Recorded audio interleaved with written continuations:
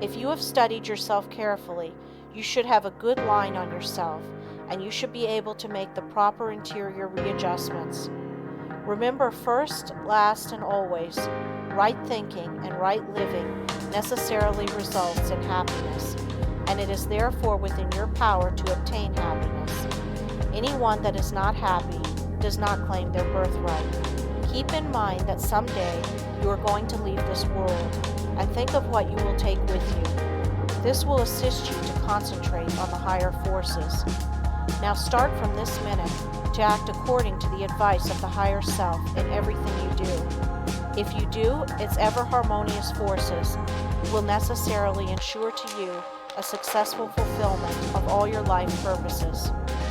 Whenever you feel tempted to disobey your higher promptings, hold the thought, my higher self ensures to me the happiness of doing that which best answers my true relations to all others.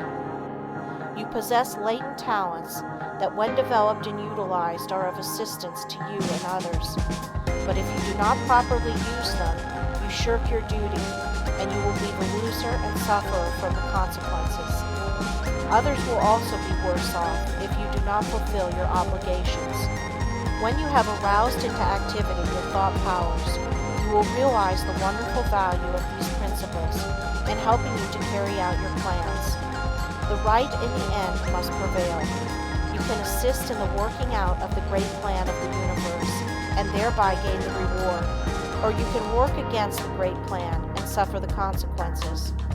The all-consuming fires are gradually purifying all discordant elements. If you choose to work contrary to the law, you will burn in its crucible. So I want you to learn to concentrate intelligently on becoming in harmony with your higher self.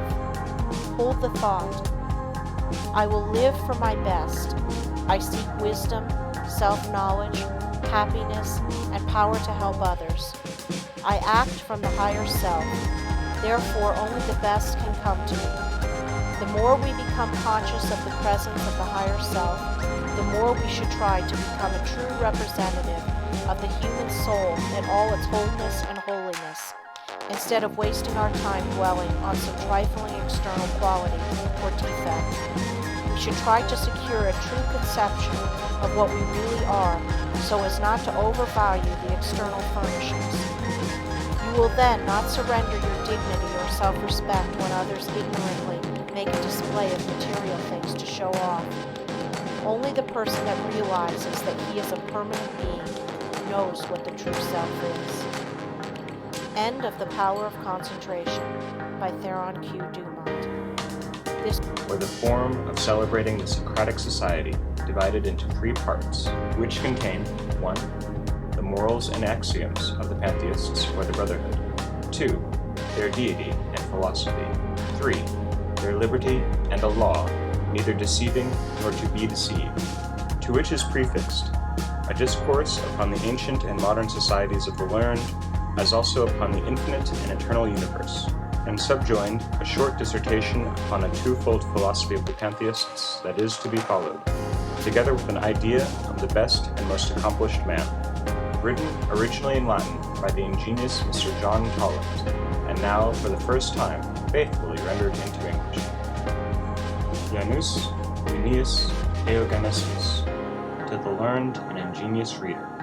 As one who has the interest of mankind greatly at heart, and as a strict votary of the eternal truth, I present to you, candid reader, a new fellowship and a new regulation, by the embracing of which we shall not only become better and wiser, but even live a life of joy, a life of happiness and contentment.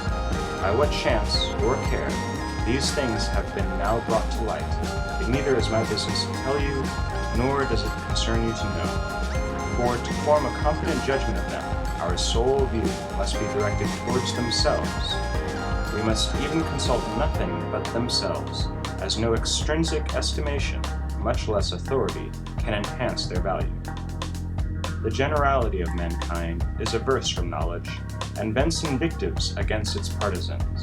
But as Seneca nobly instructs us, to use our utmost efforts, that cattle-like, we might not follow the herd of those that go before, going not where we should go, but where they go. And few lines after. Since every man chooses rather to believe than judge, life then is never brought to a scrutiny. Credulity has always the ascendant. Error handed down from father to son embarrasses our thoughts in its mazes.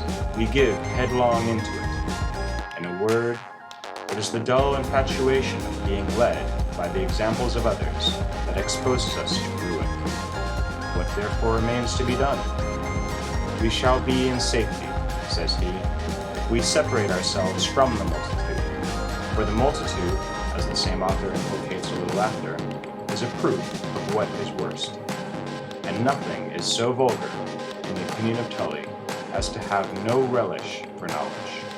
Philosophy, to make still use of Tully's words, contents itself with a few judges. It designedly shuns the multitude, as conscious of its jealousy